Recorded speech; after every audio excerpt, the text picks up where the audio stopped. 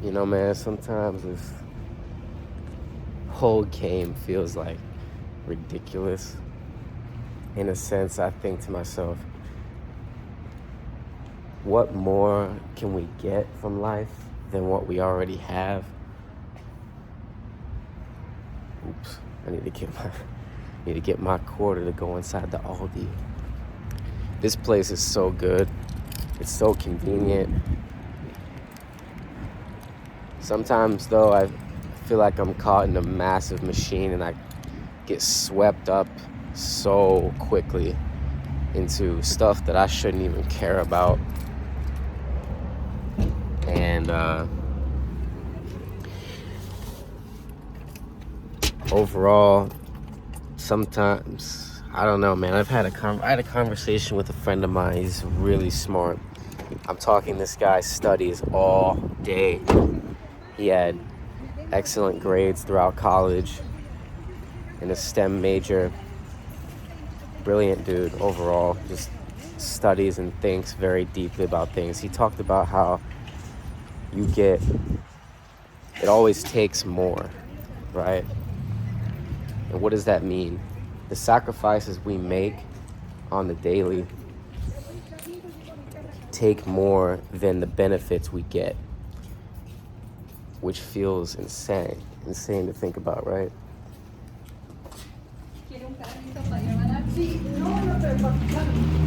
Why would we sacrifice so much? What's up, y'all?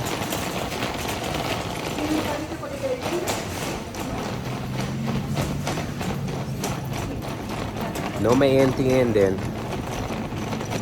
Why would we sacrifice so much for so little?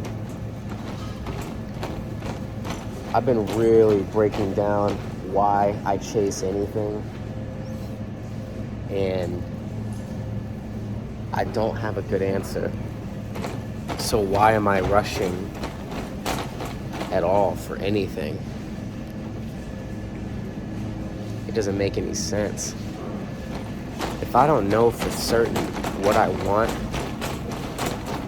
why the hell am I gonna sprint in one direction? Well, my rationale was that, I'll go figure this thing out as quickly as possible. And what I found was when I did that, rather than just take things as they come and slow down, don't stress super hard.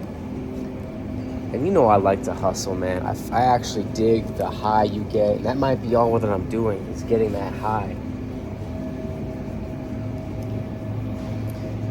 Some anti-inflammatories for us. That might be all I'm doing, is chasing a high.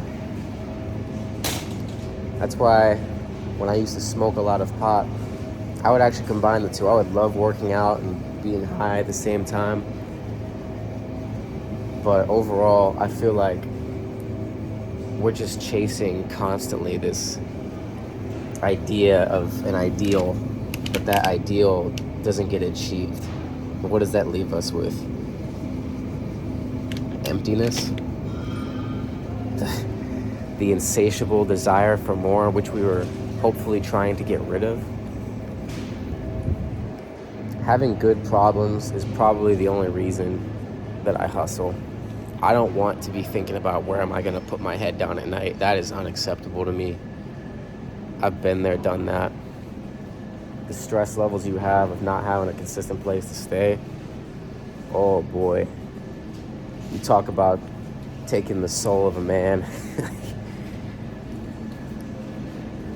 What am I gonna do if I don't know where I'm gonna sleep? That's a dark space to be.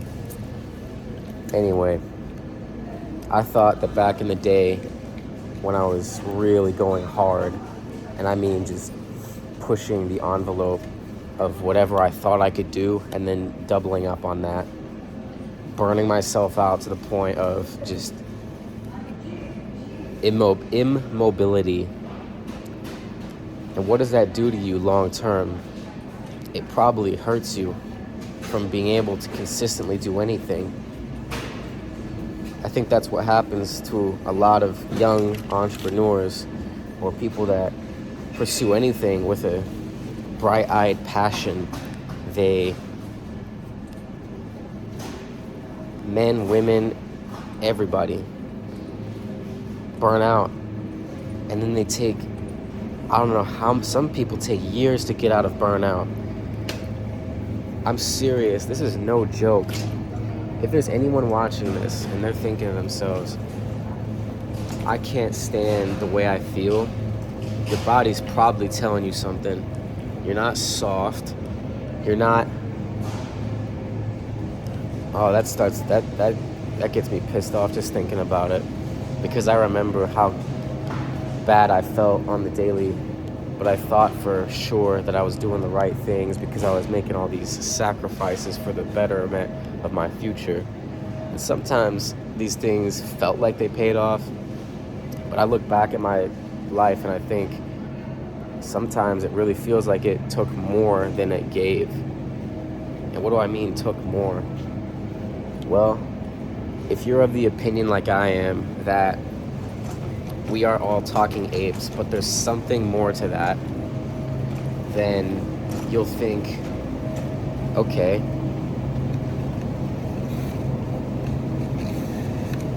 why am I doing anything I'm doing? And what is this going to cause me to feel like down the road if I continue on this same path that I've already burnt myself out on so many times before? Well, I don't know. I'm not old enough. No, that's bullshit. I'll say this, man. Now I have plenty of chicken at home, but if I really want the vegetarian diet chicken, some good stuff. That's why I like Aldi. They have a lot more vegetarian fed options, it seems like. But anyway, why would you chase something you have no idea is going to make you feel the way you want to actually feel? Well, you go out and you find out by experience, and that's going to teach you over time what you want out of life. But why is there such youthful vibrance to children and not adults? That's not a simple question. Actually, no, it is a simple question. What I mean is that if we have stressed ourselves to the point where it's normalized to be an adult, a stone-faced adult, there's something wrong with the way we're living. And by we, I mean people that participate in the same race that I've been in. It feels so stupid. I feel like I've just been undoing a bunch of the brainwashing that's happened throughout my life over the last year, realistically. A lot of things just, over time, you think to yourself, or I thought to myself at least, what the hell's the point? Because I have this nice apartment, I have this nice lifestyle, I don't have money problems really at all. None of us really have money problems unless you're in poverty. And even then, as long as you have a house and you're in a safe area, dog, you're pretty much good to go. Because what else after that do you gain by keeping up with the Joneses? I don't know. I will say this. I still like to work really hard on things I care about.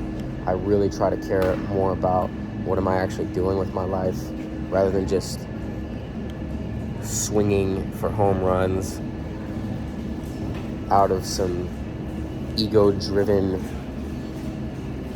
desire versus,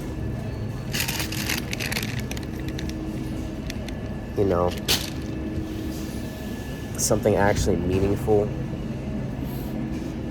and not sacrificing the way I feel every day just for some high I'm gonna experience on a yacht with people or myself. Let's be real, how many friends can you actually get to come on your yacht?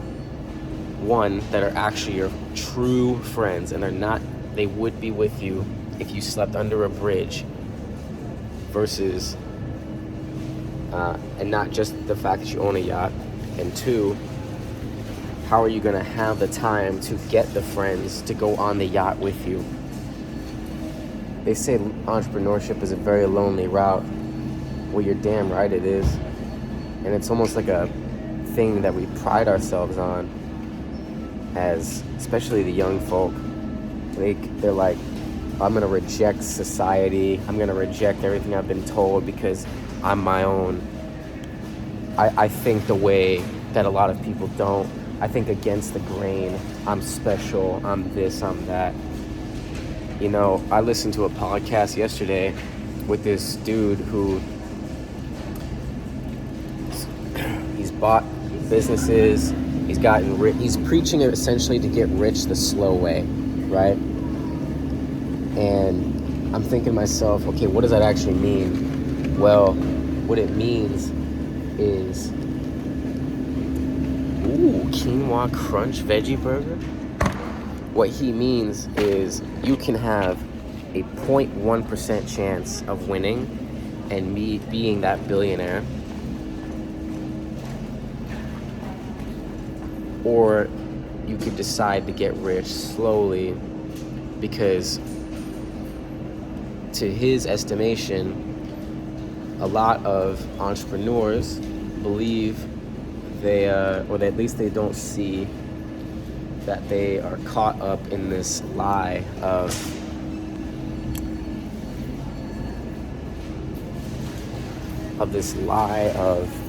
what I'm doing every day is truly what I want to do, and I have everyone betting on my success, and it feels really good.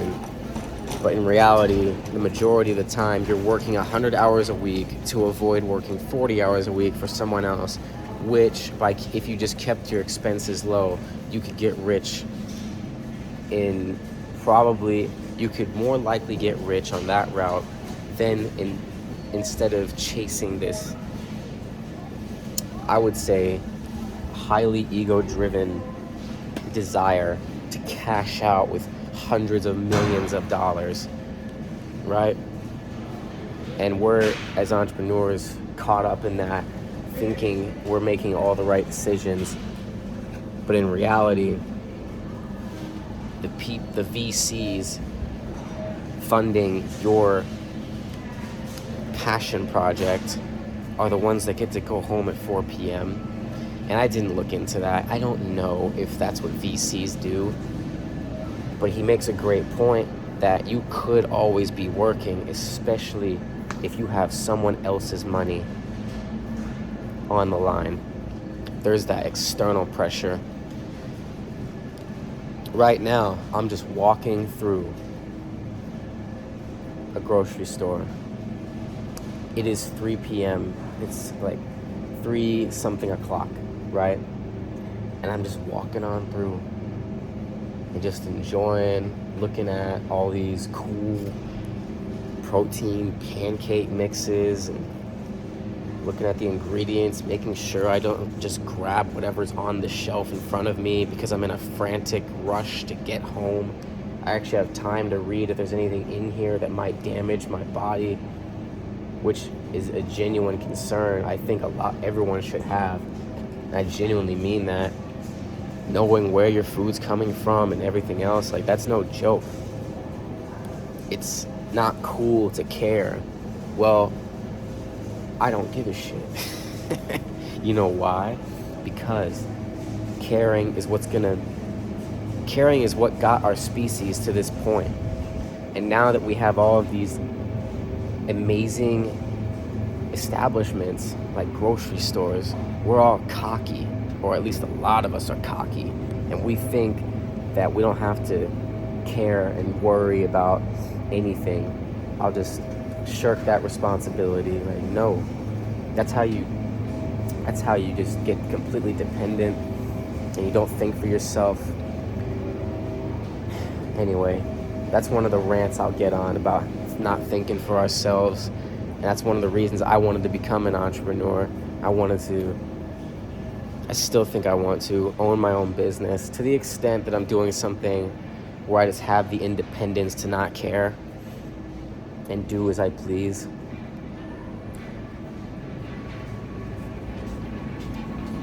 But that's essentially the lie of entrepreneurship, is that you can do whatever you please. Like, no, that's not the case, bro. You don't get to do whatever you please. And I've realized that's unless I'm okay with potentially working all of the time. Unless I'm okay with working all of the time, then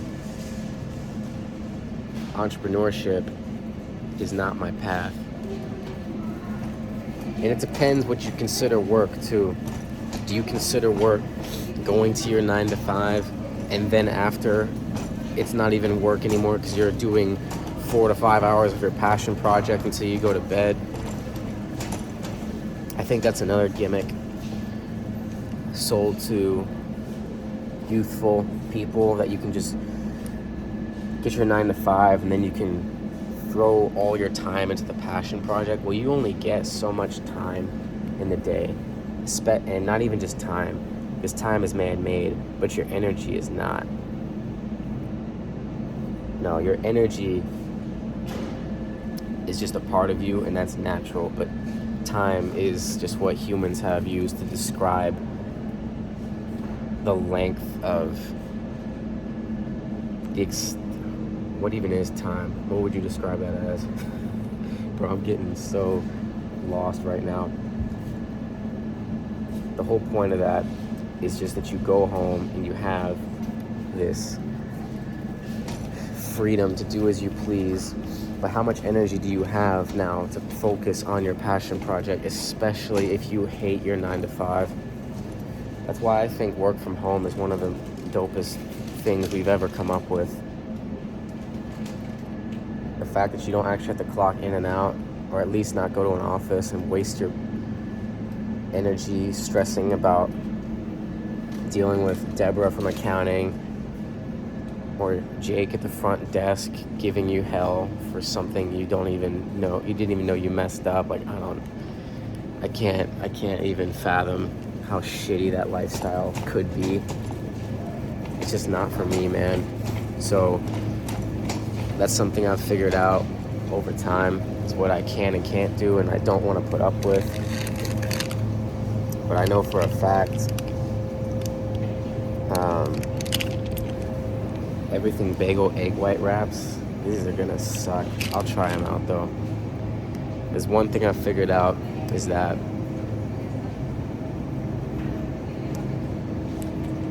energy and depositing a bunch of your life into, what should I call it, the abyss, like sacrificing so much for what you desire when you could just enjoy the moment more and not even be thinking about, oh, what's going on tomorrow? What's my next high gonna look like? Because I need an escape from all of this torture of the constant work I literally signed myself up for. Hold on a second.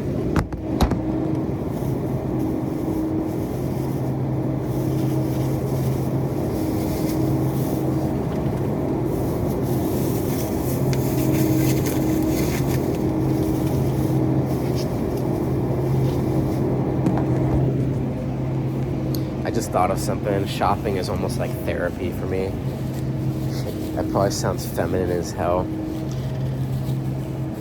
Well, sure. Check my test levels, bro.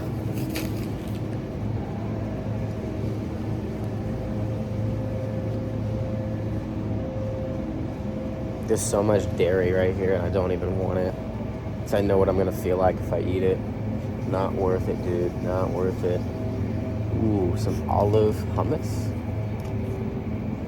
It's pretty good. Park Street Deli Hummus Market.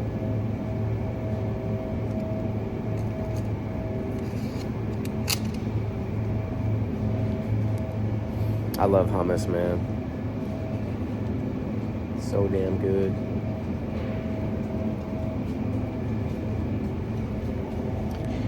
So the whole, like the main point I wanted to get at, which I feel like I'm getting better at, I'm not losing my train of thought as much because there's a lot less chaos in my life. It's like that quote my buddy gave me, it always takes more. I don't know if it actually does. Like, what if, here's the deal. What if it's truly that you give, and you get, and it's a massive spike and it makes your life magical? Well, what does that magical spike look like? What does that revolutionary concept, that revolutionary whatever look like? Are you like, oh my God, dude, is it really worth, like Andy Frisella is a great example of this. I believe that guy is stressed out of his mind. And you know why? Because every podcast he sounds so pissed off. And I don't blame him. He has so much going on in his life to the point where, oh my God, it would make 99% of folks break down. And that's probably why he's so good at what he does. He just has that work ethic. But guess what? It just takes and takes. When you get to that level, you want the next level up. You don't want where you're not okay with where you are because you believe, oh, there's so much more I could be achieving. Why? Why does it matter so much? To the point where we are literally willing to sacrifice our mental and physical health, mostly mental. It depends if you get to the gym a lot, which even then, I don't know if that guy's working through injuries. He could very well be hurt in multiple areas and he's still, working out and just putting himself through an inordinate amount of stress, even when he's working out, which I think he's talked about before. He's huffing and puffing like hell in the gym. For what? We all go to the grave. So what is all of that for?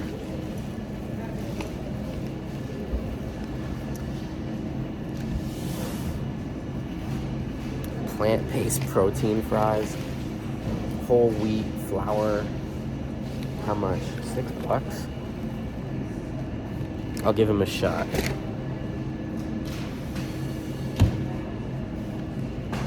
This is very much a male-dominated industry for a reason. It's not because women can't do it. Maybe women just aren't as dumb as men are, thinking that this is the answer to life, just to get and get and get. And I swear to God, there's at least 30% of us that are in this game just because we think ourselves as this envisioned ideal that we'll get laid at a higher clip, because some woman will be so attracted to how hard we work, not necessarily the output, just the amount of hours we put in. And I believe there are a majority of women that do find that attractive for the fact that she doesn't really care like she probably wouldn't care necessarily about the work you're doing as long as you're, not doing something shifty and illegal, or even if you're doing something illegal, like that's another conversation. Sometimes it's not even that bad, but you know what I mean? Like the work you put in versus what you're actually getting results out of. She probably is only looking at that like, okay, how hard is this guy gonna work to raise my children? And that's probably all there is to it. Honest, like seriously, what are you gonna provide at, let's give a solid figure, at $250,000 a year versus the guy who has $1 million a year income for your kids? Let's just say, okay, how much money do you actually need to raise the children? I'm not talking about the lifestyle you two enjoy. I'm talking about raising your children. What difference is all that going to make? Let's say you spend $10,000 a month on each child, which is that's insane, right? You will probably get them to a more elite education. I would definitely say that. You will likely have them in the best sports, getting them the best medicine, etc. So I suppose that's what it really comes down to, right? But let's say that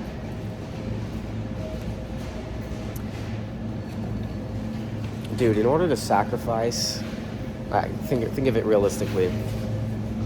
We can talk about how much it matters to have the best for your children.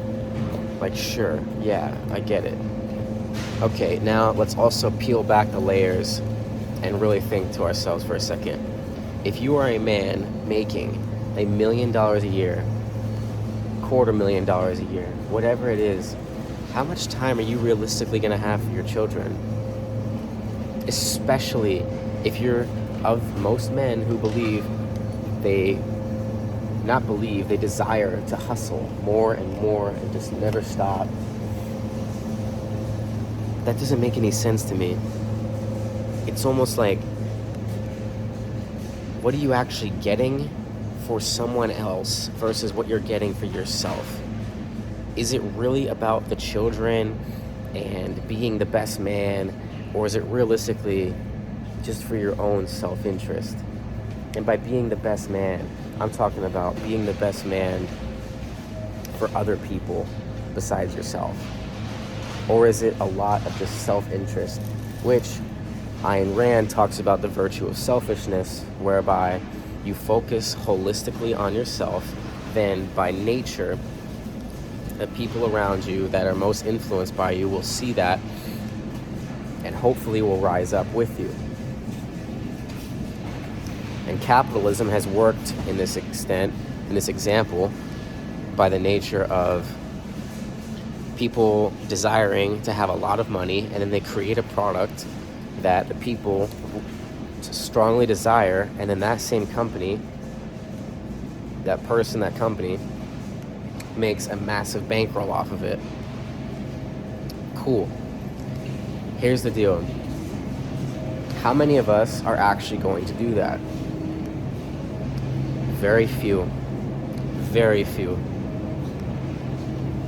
Because of the work that it requires. And it's not necessarily a bad thing. Because if you ask me, as someone I've done door-to-door sales, and I was one of the hardest workers in each company I was in. I know this because I was told so, not just because I'm assuming they were being completely honest. I just knew for myself, and it was also reiterated from people I was around. Like, I know I worked my ass off, and I still didn't cash out like I thought I would. I made great money overall, especially for as young as I was, as young as I still am, and as young as I was, and it's still like I couldn't keep up. The amount of work I was putting in was not sustainable. The conditions as well. Sharing a room with somebody who, you know who I'm talking about. He would fart almost every night in the room. It was like just a gross, like, frat style house setup, right? And wake up every day at 8 a.m., get ready, go to 9 a.m. meeting, get indoctrinated for like an hour to an hour and a half about how to sell, how good the product is. We usually didn't talk about actually how good the product was, which is kind of funny, but because all we were doing was marketing the same shit everyone else was, just in a better fashion. And anyway, I would go out there at 11 or 12, knock doors till 8 or 9 with no lunch break. I took 5 lunch breaks that entire summer. I kid you not. I took 3 months of hell in the Texas sun, sweating my balls off. And the money I made that year, because I only worked for 3 months and the rest of it was school. So you could argue, oh yeah, well, if you would have done that year round, you would have made more money. But I was still pretty much in the, just above the poverty level of income. And I thought, it taught me a lot, man, it really did. But I thought I was on cloud 9 and I was gonna be able to sustain that work model. So you know what I did? I got into a better boat. And what does a better boat mean? I got into solar panels.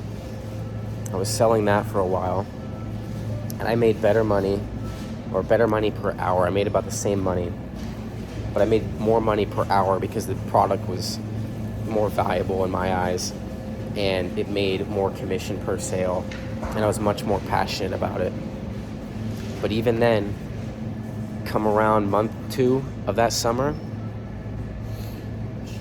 not that summer, like the summer following, I burnt out. I couldn't take it anymore. I was losing my mind.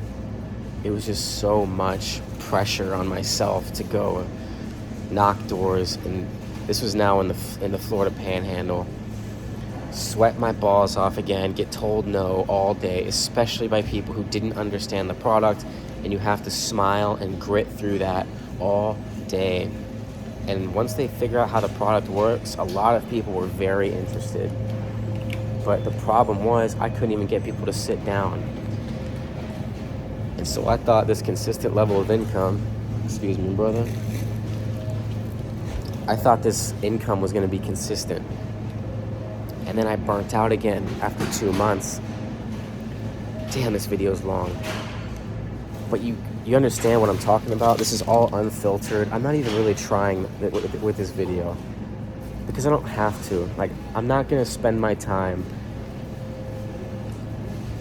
fully focused when I have a lot on my plate. But I guess, like, that's the thing. Fully focusing on one thing is usually what gets you the outcome you desire. So then how can you raise your children if you have one focus? It's really tough. But anyway, before I get into all of that, again, it comes down to I burnt out again.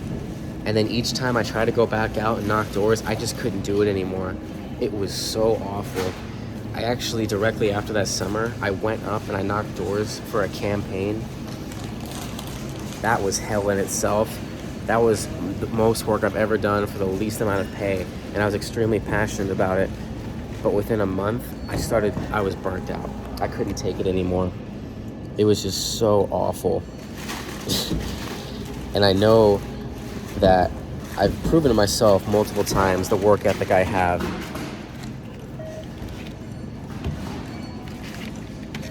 And yet, I still, because I'm human or because I wasn't optimizing who I am, burnt out. And who knows, maybe this whole video is just some rookie who doesn't know what he's talking about trying to describe what entrepreneurship is like, when in reality, I just haven't organized myself yet enough.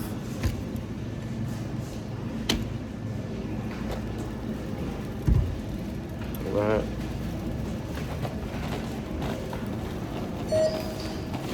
And then, would you mind, yeah, here we go.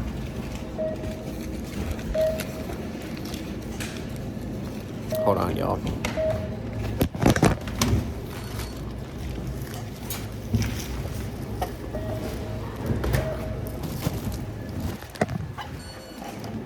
Okay, I'm gonna cut the video here, boys.